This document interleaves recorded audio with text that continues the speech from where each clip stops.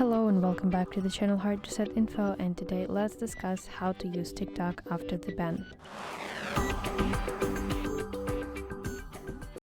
If TikTok gets banned, you will not be able to download it from the App Store or get new updates.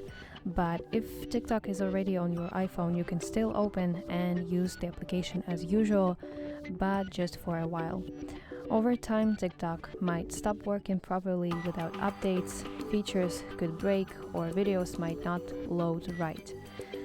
And to keep using TikTok longer, avoid deleting the application and turn off auto updates in your settings so that your iPhone doesn't try to remove or replace TikTok.